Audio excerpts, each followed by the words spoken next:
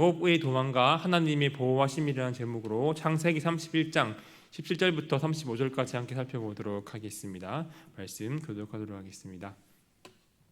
야곱이 일어나 자식들과 아내들을 낙타들에게 태우고 그 모음과 모든 가축과 모든 소유물 곧 그가 밧단 아람에서 모은 가축을 이끌고 가나안 땅에 있는 그의 아버지 이삭에게로 가려 할세. 그때 라반이 양털을 깎으러 갔으므로 라헬은 그의 아버지의 드라빔을 도둑질하고 야곱은 그 거취를 아람 사람 라반에게 말하지 아니하고 가만히 떠났더라. 그가 그의 모든 소유를 이끌고 강을 건너 길라 산을 향하여 도망한 지 3일 만에 야곱이 도망한 것이 라반에게 들린지라. 라반이 그의 형제를 거느리고 7일 길을 쫓아가 길라 산에서 그에게 이르렀더니 밤에 하나님이 아람 사람 라반에게 현몽하여 이르시되 너는 삼가 야곱에게 선악간에 말하지 말라 하셨더라. 라반이 야곱을 뒤쫓아 이르렀으니 야곱이 그 산에 장막을 친지라. 라반이 그 형제와 더불어 길라 산에 장막을 치고 라반이 야곱에게 이르되 내가 나를 속이고 내 딸들을 칼에 사로잡힌 자같이 끌고 갔으니 어찌 이같이 하였느냐. 내가 즐거움과 노래와 북과 수금으로 너를 보내겠거늘 어찌하여 내가 나를 속이고 가만히 도망하고 내게 알리지 아니하였으며 내가 내 손자들과 딸들에게 입 맞추지 못하게 하였으니 내 행위가 참으로 어리석도다. 너를 해야 할 만한 능력이 내 손에 있으나 너희 아버지의 하나님이 어젯밤에 내게 말씀하시기를 너는 삼가 야곱에게 선악간에 말하지 말라 하셨느니라. 이제 내가 내 아버지 집을 삼하여 돌아가는 것은 옳거니와 어찌 내 신을 도둑질하였느냐. 야곱이 라반에게 대답하여 이르되 내가 생각하기를 외삼촌이 외삼촌의 딸들을 내게서 억지로 빼앗으리라 하여 두려워하였음이니이다. 외삼촌의 신을 누구든지 찾든지 그는 살지 못할 것이요 우리 형제들 앞에서 무엇인지 외삼촌의 것이 발견되거든 외삼촌에게로 가져가소서 하니 야곱은 라헬이 그것을 도둑질한 줄을 알지 못함이었더라. 라반이 야곱의 장막에 들어가고 레아의 장막에 들어가고 두 요종의 장막에 들어갔으나 찾지 못하고 레아의 장막에서 나와 라헬의 장막에 들어가매 라헬이 그 드라미를 가져 낙타 한 장 아래에 놓고 그 위에 앉은지라. 라반이 그 장막에서 찾다가 찾아내지 못하며 함께 읽겠습니다. 라헬이 그의 아버지에게 이르되 마침 승리가 있어 일어나서 영접할 수 없사오니 내 주는 놓아지 마소서 하니라. 라반이 그 드라미를 뒤로 찾다가 찾아내지 못한지라. 아멘. 우리가 어제 말씀에서 보았듯이 야곱의 재산이 많아지자 라반의 아들들이 야곱을 시기하기 시작합니다. 그리고 라반의 안색이 전과 같지 않았습니다. 야곱을 대하는 태도가 달라진 것이죠. 그러자 야곱은 라반의 가족들에게 두려움을 가지기 시작합니다. 이러한 와중에 하나님께서 야곱에게 고향 땅으로 돌아가라고 명령을 하시자 야곱은 가나안 땅으로 돌아갈 결심을 합니다. 그리고는 아내들의 의견을 물어보자 아내들 또한 이 야곱의 계획에 동의합니다. 그러자 야곱은 지체하지 않고 이 계획했던 대로 그 실행을 하고자 하고 있습니다. 그래서 17절에서 야곱은 서둘러서 자식들과 아내들을 낙타에 태웁니다. 그리고 밧단 아람에서 얻은 이 모든 가축과 재물을 가지고 자신의 아버지 이삭이 있는 가나안 땅으로 출발을 하려고 합니다. 20여 년 전 형 에서를 피해서 홀로 왔던 야곱이 이제는 많은 재물을 가지고 이 가나안 땅으로 떠나는 놀라운 모습을 오늘 본문의 말씀에서는 보여주고 있습니다. 이것은 참 하나님의 축복이며 은혜라고 할 수가 있습니다. 야곱의 떠남은 아브라함의 떠남을 떠오르게 합니다. 아브라함이 하란에서 모은 모든 소유를 이끌고 가나안으로 떠났듯이 야곱 또한 밧단 아람에서 하나님의 명령을 따라 모은 모든 재물을 가지고 이 가나안 땅으로 떠나고 있는 것입니다. 그리고 19절에서 그때에 라반이 양털을 깎으러 갔으므로 라고 말하고 있습니다. 이 말은 야곱이 계획하고 떠난 시기가 언제인지를 우리에게 알려주고 있습니다. 이 근동 지역에서는 보통 봄에 양털을 깎습니다. 이 양털을 깎는 일은 매우 어려운 작업이며 보통 집에서 멀리 떨어진 곳에서 며칠에 걸쳐서 하는 작업입니다. 고대 문서를 보게 되면 이 양털 깎는 행사에 300에서 400여 명 정도의 인원이 3일 동안 함께 일한다라고 기록이 되어 있습니다. 이 이목민들에게 있어서 양털을 깎는 일은 1년의 소출을 거두는 큰 행사였기 때문에 양털을 깎으러 라반과 많은 사람들이 함께 갔을 것으로 생각해 볼 수가 있습니다. 그렇게 된다면 상대적으로 야곱에 대한 감시가 소홀해지겠죠. 그래서 양털을 깎는 바쁜 시기에 라반이 멀리 떨어져 있을 때 떠날 계획을 야곱이 세운 것입니다. 그래서 야곱이 이 시기를 이용하여서 온 가족과 가축과 모든 소유물을 가지고 가나안 땅으로 가기 위한 은밀한 탈출을 시도합니다. 그런데 이 시기를 틈타 야곱은 라반에게서 떠났는데 이 라헬이 자신의 아버지 라반의 드라빔을 도둑질합니다. 이 드라빔은 그 집안의 수호신으로 여겨지는 것으로서 안장 밑에 숨길 정도로 작은 것부터 사람과 비슷한 정도까지 그 크기가 다양했습니다. 또한 고대 사람들은 드라빔이 집안의 행복과 번영을 가져다 준다고 여겼습니다. 게다가 드라빔을 가진 사람은 그 집안에서 특별한 권리를 가질 수가 있었습니다. 그렇게 집안의 상속물로서 대대로 자손들에게 전수되는 아주 중요한 물건이었습니다. 그런데 라헬이 이 중요한 드라빔이라는 우상을 훔친 것입니다. 이렇게 라헬이 드라빔을 훔치고 야곱의 일행은 그것도 모르고 길을 떠납니다. 20절을 보게 되면 야곱의 일행은 도망칠 낌새를 보이지 않은 채 라반에게 말도 하지 않고 몰래 떠났다라고 말씀을 하고 있습니다. 여기서 20절에선 라반에게 말하지 않고 떠났다라고 말씀을 하고 있는데, 떠났다라는 말보다는 도망갔다라는 말이 더 정확한 표현입니다. 야곱의 일행이 라반이 털을 깎으러 간 사이에 몰래 도망을 간 것이죠. 그래서 21절을 보게 되면 야곱의 일행은 모든 소유를 이끌고 강을 건너 길르앗산 즉 가나안 땅을 향하여 도망을 가고 있습니다. 그런데 이렇게 도망간 지 3일 만에 이 야곱이 도망갔다는 소식을 라반이 듣게 됩니다. 야곱이 그의 아내들과 재산을 모두 가지고 떠났다는 사실을 뒤늦게 이 라반이 알게 된 것이죠. 그래서 23절을 보게 되면 이 라반이 형제들과 추격대를 꾸려서 야곱을 쫓아갑니다. 아마 라반은 야곱에게 자신의 딸들과 재산을 빼앗겼다는 것에 화가 난 상태로 야곱을 뒤쫓았을 것입니다. 그리고 7일간 쫓아가서 야곱이 있는 길라산에 도착을 하게 됩니다. 야곱은 어린 자녀와 아내 그리고 많은 가축들과 함께 이동했기 때문에 출발한 지 10일 만에 따라잡히고 만 것이죠. 이렇게 야곱은 분노한 라반에게 붙잡히게 된다면 어떠한 해를 당할지 전혀 가늠을 할 수 없는 위기를 맞이하게 되었습니다. 이러한 위기 상황에서 하나님께서는 라반의 꿈에 나타나십니다. 24절입니다. 밤에 하나님이 아람 사람 라반에게 현몽하여 이르시되 너는 삼가 야곱에게 선악간에 말하지 말라 하셨더라. 하나님께서는 라반에게 좋은 말이든 나쁜 말이든 좋은 말이든지 나쁜 말이든지 야곱에게 하지 말라라고 말씀을 하십니다. 이 말은 라반에게는 야곱을 죽일 권리도 야곱의 가족과 재산을 빼앗을 권리도 없다는 뜻입니다. 그렇게 야곱에게 어떤 말도 함부로 하지 말고 조심하라라고 경고의 말씀을 하고 있으신 것이죠. 29절을 보게 되면 이 분노한 라반은 다음날 야곱의 일행을 붙잡을 수 있기에 야곱을 해칠 생각을 하고 있었습니다. 하지만 바로 그날 밤에 하나님께서 라반의 꿈에 나타나셔서 야곱을 해치는 일을 금지하신 것입니다. 여러분, 라반은 야곱에 대한 증오로 야곱을 죽이고자 쉬지도 않고 추격을 해왔습니다. 라반이 마음만 먹는다면 야곱이 죽을 수도 있는 상황이었습니다.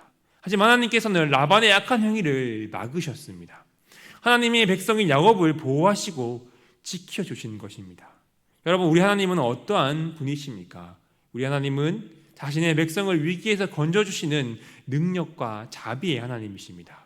그러므로 하나님의 백성인 우리는 위기의 순간 누구보다도 하나님을 신뢰하고 의지해야 합니다.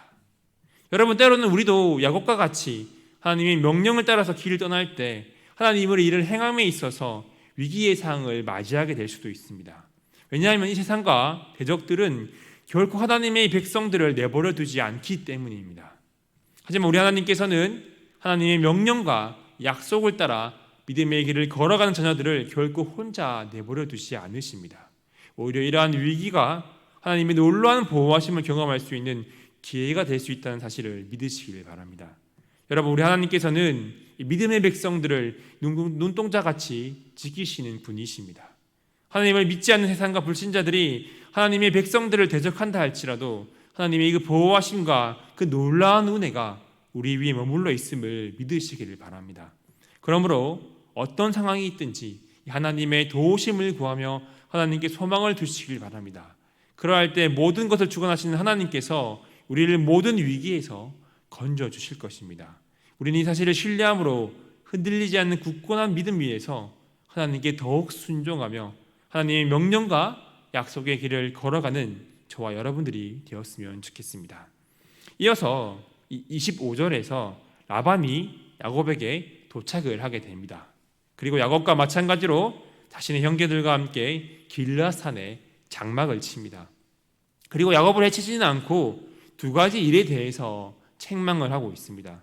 하나는 26절부터 28절까지 말하고 있듯이 왜 자신에게 말을 하지 않고 속이며 자신의 딸들을 칼에 사로잡힌 자같이, 즉 전쟁의 포로와 같이 끌고 도망갔느냐는 것입니다.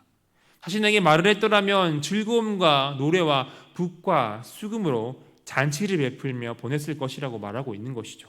그리고 자신의 딸들과 손자들에게 입맞추며 이별할 시간을 주지 않았음을 어리석다라며 비판을 하고 있습니다. 이렇게 야곱을 책망하며 29절에선 라반은 야곱을 죽이려고 쫓아왔지만 하나님께서 어젯밤에 막으셨기 때문에 마음을 돌이켰음을 말합니다. 내가 너를 죽이지 않는 이유가 하나님 때문임을 이 라반이 밝히고 있는 것이죠. 그리고 라반은 30절에서 또 다른 것을 책망합니다. 그것은 야곱이 아버지의 집을 그리워하여 돌아가는 것은 알겠지만 왜 자신의 신인 드라빔을 도둑질했다는 것입니다. 자신이 소중히 여기던 드라빔을 야곱이 훔쳐갔다라고 여기고 있는 것이죠. 이렇게 야곱을 향한 라반의 두 가지 책망에 야곱이 대답을 합니다. 먼저 31절에서는 야곱은 자신이 라반에게 말을 하지 않고 도망간 이유를 말합니다. 그것은 자신이 만약 알리고 떠났다면 외삼촌 라반이 자신의 아내들을 강제로 빼앗을까 봐 두려웠다는 것입니다. 그리고 라반은 32절에서 왜 자신의 드라빔을 가져갔냐는 라반의 책망에 대해서 이렇게 답변을 합니다. 외삼촌의 신을 누구에서 찾든지 그는 살지 못할 것이요 우리 형제들 앞에서 무엇이든지 외삼촌의 것이 발견되거든 외삼촌에게로 가져가소서 하니.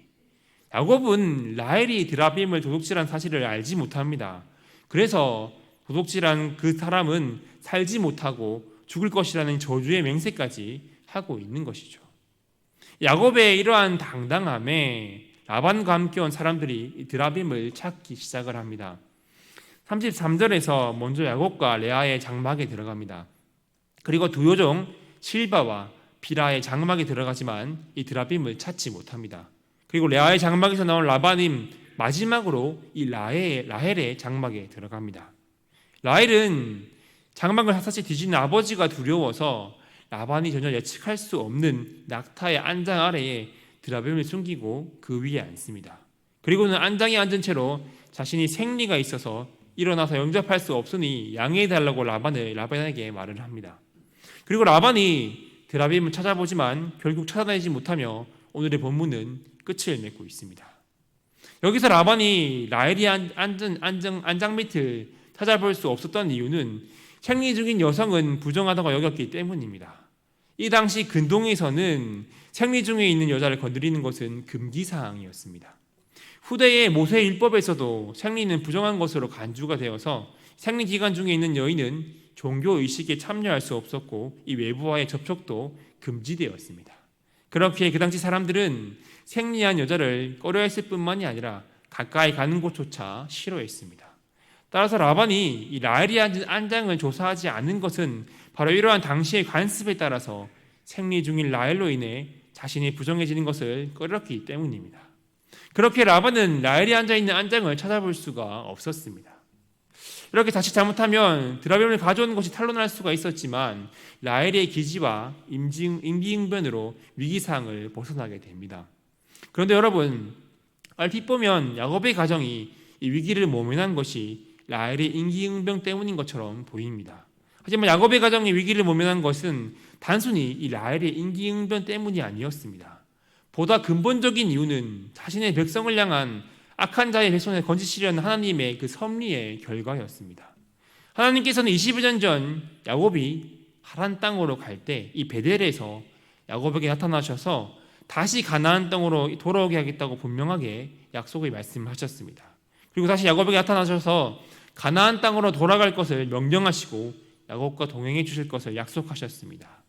그렇게 하나님께서 이 약속을 지키시기 위해선 야곱을 라반의 손에서 건져주셔야 했던 것입니다. 그래서 하나님께서는 라반의 마음에 역사하셔서 라반이 이 라헬의 인기응변에 넘어가도록 하셨던 것입니다. 앞서 하나님께서 라반의 꿈에 나타나셔서 야곱을 해치는 일을 막으셨고, 이번에는 라반의 마음으로 움직이셔서 이 라헬의 인기응변에 넘어가게 하셨습니다.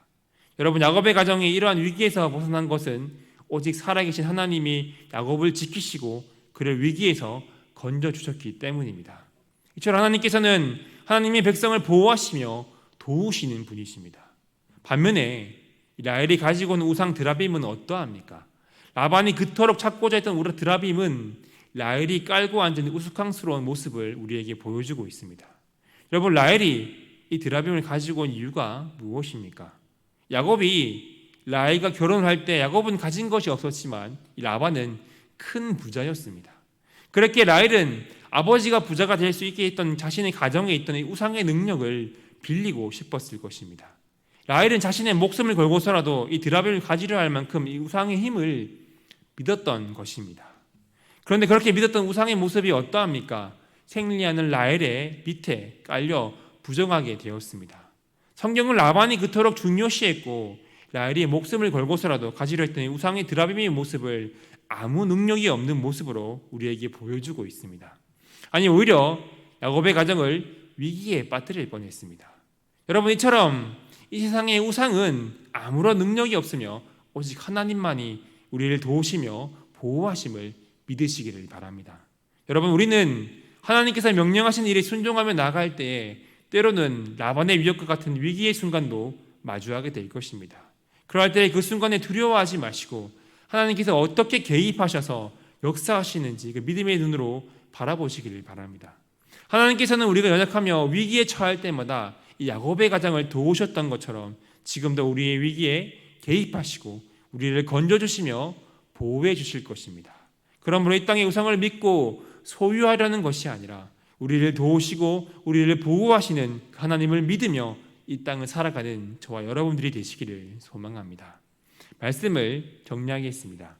오늘의 본문은 하나님의 명령에 순종하여 고향 땅으로 떠난 야곱이 라반에게 추격을 당하여 큰 위기를 당하고 책망받는 모습을 그리고 있습니다. 그러나 하나님께서는 그 위기의 순간마다 야곱을 보호하시고 인도해 주셨습니다. 여러분, 이것이 우리에게 말하는 바가 무엇입니까? 우리 또한 야곱과 같이 하나님의 명령을 따라서 행할 때 이 위기의 상황을 맞이하게 될 수도 있다는 것입니다. 왜냐하면 이 세상과 대적들은 결코 하나님의 백성들을 내버려 두지 않기 때문입니다. 뿐만 아닙니다.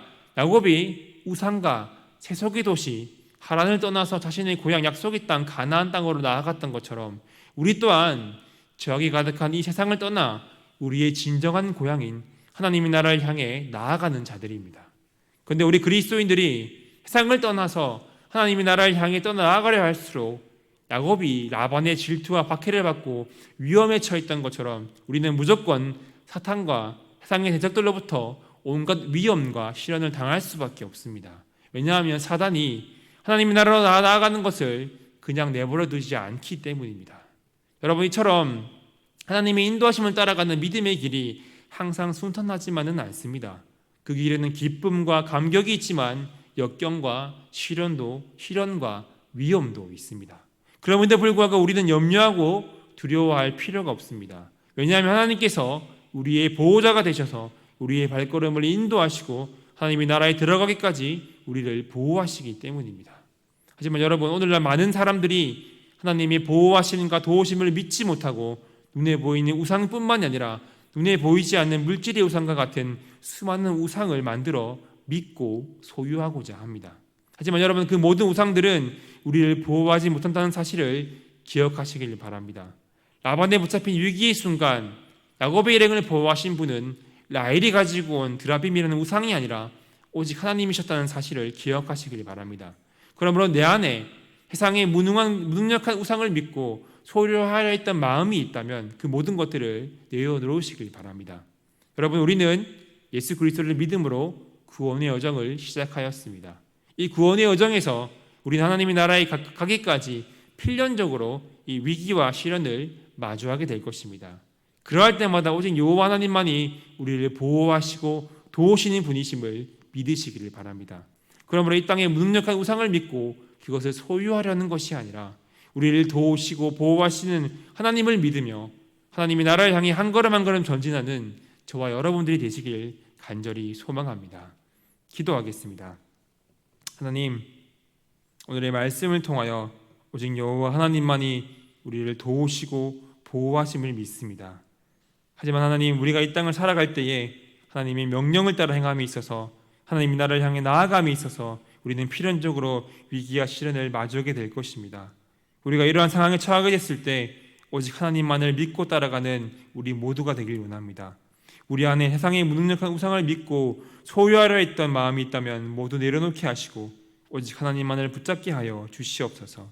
오직 하나님만이 당신의 백성들을 불꽃 같은 눈동자로 지키심을 믿습니다.